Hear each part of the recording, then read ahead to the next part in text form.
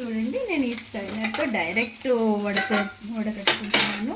నేను పెద్దగా ఏమి యాడ్ చేయలేదు కాబట్టి ఏమీ రావట్లేదు.